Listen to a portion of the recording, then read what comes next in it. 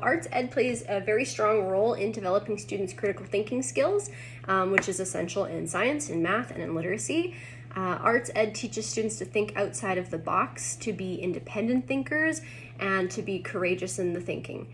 All of these skills are necessary components in being successful in areas of STEM and literacy and in everyday life. They're essential skills.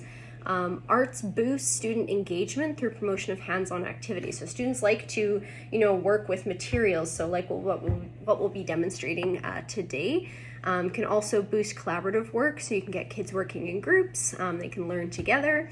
For example, you could use this in a physics class. You could have them build a weight-bearing bridge out of spaghetti and marshmallows, and you could have them work in groups. That would be a great way to engage them in the physics subject matter and have them work collaboratively.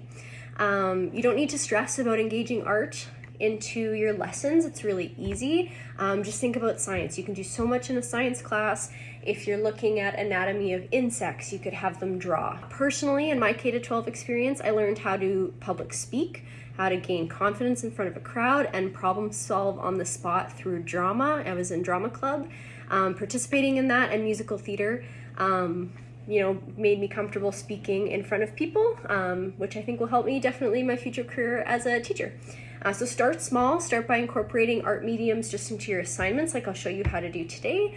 Offer alternative assessments that include visual demonstrations or performance pieces.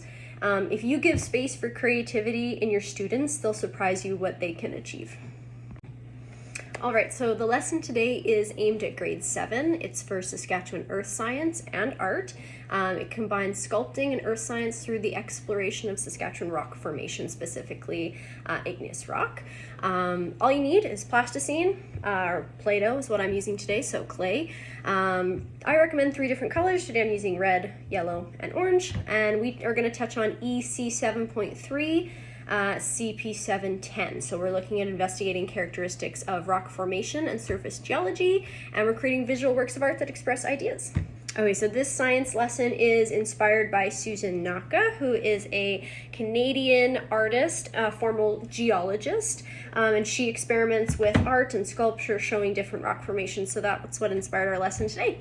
So all we need, we're going to today represent a heavy igneous rock that's made up of iron and magnesium with plasticine clay.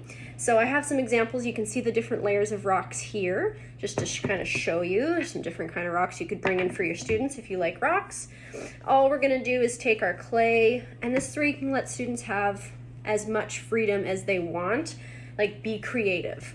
So here we go, let's say this yellow is my magnesium and red is my iron, and then this is just another mineral substrate in my rock. So I'm just gonna add that. Again, this is very hands-on. Students might really enjoy, the feeling of the clay. It might be a textural sensitivity as well, so keep that in mind. But here I am just kind of forming, kind of meshing my levels and layers together here. Wonderful. So just like that. So you can encourage students to make different shapes, and you can ask them questions about the rock, about the material while they're making. Here's another example. There are different igneous rocks. They can kind of play around with shape. They can have fun. This one's a little more square. This one's a little bit more round.